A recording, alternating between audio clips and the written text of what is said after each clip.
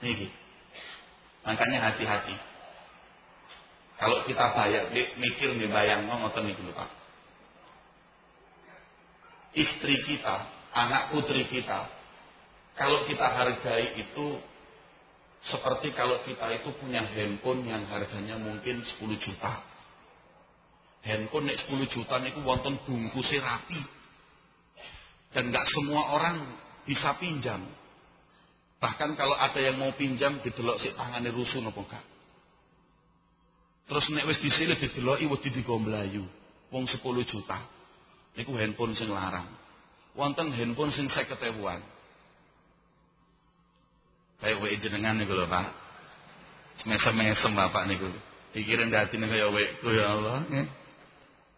Yang 50.000 handphone niku, handphone yang murah, itu biasanya nggak ada bungkusnya, mudo. Kalau ada yang pinjam, gak dikekno, diuncangno, sur. Gak didelok maneh, balekno, gak dibalekno, gak apa-apa handphone 50.000-an. Niku bedone handphone sing 10 juta ambek sing 50.000. Istri kita juga ada yang seperti handphone 10 juta dan ada yang sing 50.000-an. Nek sing ditumpakno ojek bah balik gak balik niku handphone 50.000-an. Kalau yang dijemput lelaki, anak-anaknya jam 9 malam jagong di omah sampai jam 10, jam 11 tanpa ditemani orang tuanya, itu adalah handphone 50.000-an. Tapi kalau apabila kita jaga, istri kita mau keluar harus dengan muhrimnya diantar. Anaknya mau keluar diantar, laki-laki yang bukan muhrimnya bertemu nggak boleh kecuali ditemani orang tua. Tanya, lo kok kolot sih bapakmu? Gak kolot. Lo terus aku handphone 10 jutaan gitu saya ketahui. Ini dihargai wanita, bukan terus tambah kolot. Enggak, ini menghargai wanita. Yang kalau kita menghargai wanita, Nabi Muhammad pun akan gembira dengan kita. Ini coba mulai. Zaman sekarang perzinaan sudah menjadi hal yang biasa sampai 60% hamil di luar nikah. Itu yang hamil 60%. Lalu sing sampai ke hamil itu tambah piro itu. Ini langsung kecekel nih, sing kepecuk itu 60. Yang tidak kena berapa? Subhanallah. Universitas di Malang disurvei, disensus, dicoba berapa orang dipanggil 100 orang. Dari beberapa mereka mahasiswa yang masih perawan cuma 20%. Loh, ini tiada lain karena tabarrujat, pakaian yang enggak benar, pergaulan yang enggak dijaga di antara kita. Coba lihat, kalau anak-anak kita sudah mempunyai keberanian seperti ini, falqiyadzubillah, kita sebagai orang tua dikatakan oleh Nabi Sangdayus yang enggak akan masuk surga. Tapi kalau lelaki ataupun wanita dijaga pergaulannya, bahkan punya iman dan takwa yang kuat, sampai ditawari oleh laki-laki atau perempuan hal-hal yang enggak benar, nolak karena Allah, Rasul menjamin, sab'atun fi dhilli arshillah yauma la dhilla illa dhilluh, rajulun da'athu imra'atun zaman sobin wa jamalin faqala inni akhafullah. Kata Rasulullah, dari 7 golongan manusia kelak nanti di yaumil kiamah yang mendapat syafaat Nabi, mendapat naungan Allah, salah satunya lelaki atau perempuan, para pemuda-pemudi yang diajak oleh lawan jenisnya untuk berbuat hal yang enggak benar, perzinaan maupun lainnya, menjawab inni akhafullah. Kalau sudah anak-anak kita Pak biasa ngaji tenggaya Jamal, istiqomah, insya Allah iman itu kuat dan bisa mengatakan ini akhafullah. Nanging lek mboten nate ngaji, jawabannya bukan ini akhafullah napa, mubadzir nek ditolak. Laki-laki mengajak seorang perempuan, zaman sobin wa jamalin. Lelaki yang punya kedudukan, punya harta yang banyak, punya keindahan wajah, mengajak seorang wanita, ayo nonton bioskop. Jawabannya, enggak mau, karena enggak ada pernikahan di antara kita. Ini akhafullah, saya takut kepada Allah. Maka pemudi seperti itu adalah yang mendapat kelak naungan Allah di hari tiada naungan selain naungannya.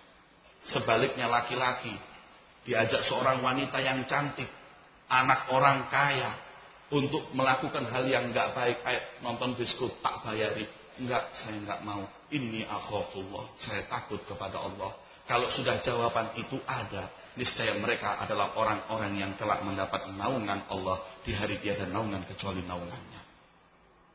Kita mesti harus mencetak pemuda-pemudi seperti itu. Dan itu bisa tercetak kalau mereka adalah orang-orang yang gemar ngaji, istiqomah hadir pengajian. Ngaji itu jadikan warisan, Pak. Saya beberapa saat yang lalu hadir pengajian di Kuitang, Jakarta. Lil Habib Ali bin Muhammad Al-Habsyi. Saya tanya kepada orang yang di sebelah saya. Saya tanya, sudah mulai kapan ngaji di sini? Beliau senyum. Mulai semenjak zaman Habib Ali, mbah saya istiqomah sama beliau. Kemudian anaknya Habib Muhammad bin Ali meneruskan pengajian di Kuitang. Bapak saya juga istiqomah dan saya selalu diajak. Sekarang di zaman Habib Abdurrahman juga saya istiqomah dan saya sudah menyiapkan anak dan cucu saya untuk hadir majelis seperti ini. Masya Allah. Maka majelis adalah warisan buat mereka.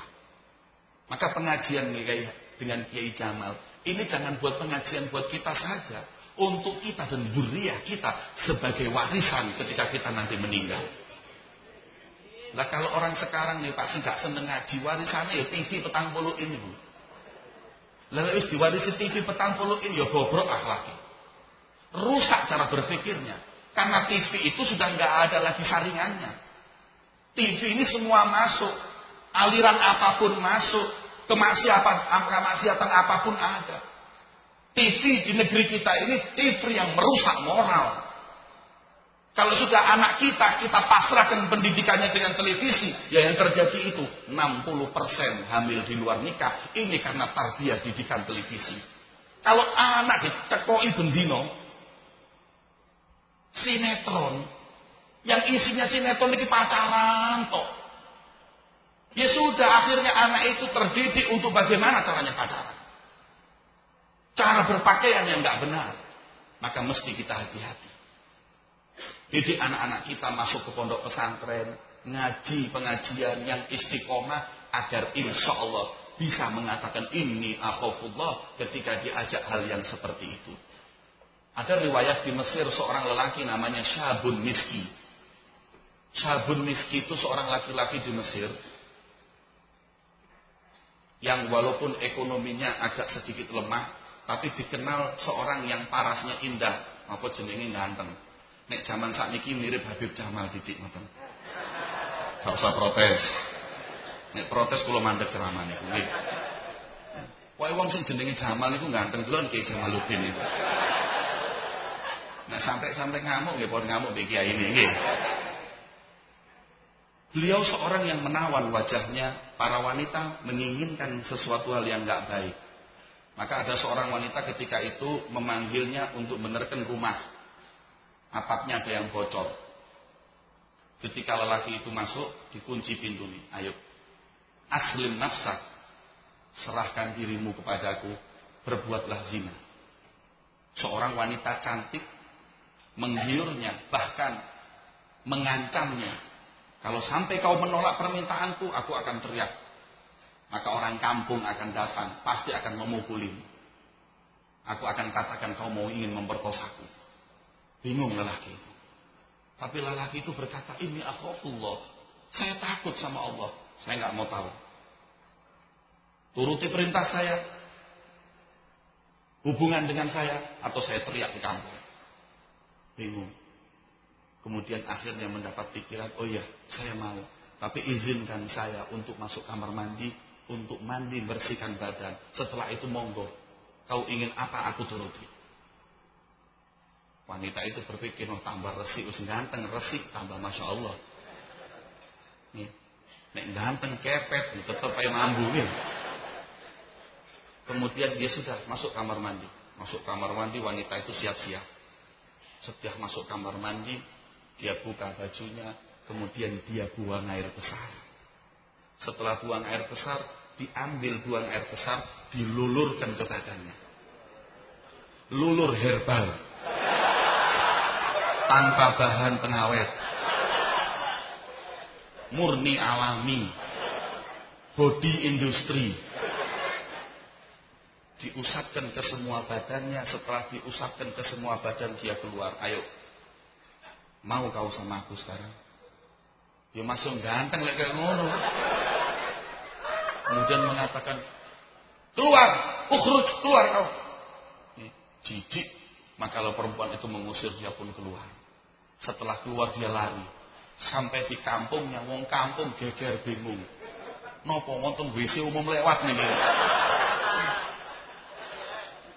Kemudian orang itu keluar mengatakan, apa niki? Lelaki tersebut cepat lari sampai di rumahnya, dia mandi. Dia bersihkan badannya, kemudian dia berwudu, dia berdoa. Sunnah taubah. Sholat sunnah taubah. Kemudian setelah itu ketiduran. Setelah tidur, dalam tidurnya beliau mimpi bertemu dengan Nabi Muhammad. Kanjeng Nabi berseri-seri, wajahnya girang. Kal ana aftakhir bika ya syab. Kula niki bangga denganmu wahai pemuda yang berani mengatakan ini akhafullah. Kemudian pemuda itu mengatakan, iya Rasulullah, saya malu. Tetangga-tangga saya ini sekarang sudah ngecap saya orang yang bau gak enak. Ya Rasulullah, fitnah apa ini? Kata Rasulullah, jangan khawatir. Saya girang, saya gembira denganmu wahai pemuda. Takwa dan imanmu yang begitu tinggi kepada Allah. Kemudian beliau ketika itu mengatakan kepada pemuda itu, iqtarib ya hadza, mendekatlah kau. Ketika mendekat, semakin mendekat, fa'anaqahu Rasulullah, dipeluk oleh Rasulullah dan diusap badannya oleh Kanjeng Nabi. Gembira pemuda tersebut, bekas usapan Kanjeng Nabi tersebut. Ketika pemuda itu bangun, wewangian tangan Rasulullah enggak hilang mulai saat itu sampai beliau meninggal dunia. Sampai disebut syabun miski, pemuda bau misik, sebab dimanapun pemuda itu berjalan, bau misik Rasulullah itu ada melekat. Bahkan jalan yang pernah dijalani pemuda tersebut bisa diketahui bahwa syabun miski barusan lewat sini karena misiknya yang enggak hilang. Niki berkat napa Pak? Ini berkat takwa dan iman, menjaga kehormatan. Subhanallah. Mugi-mugi pemuda-pemudi kita termasuk pemuda-pemudi syabun miski tersebut yang jauh dari segala kemaksiatan dan membuat bangga hati Nabi Muhammad. Amin ya rabbal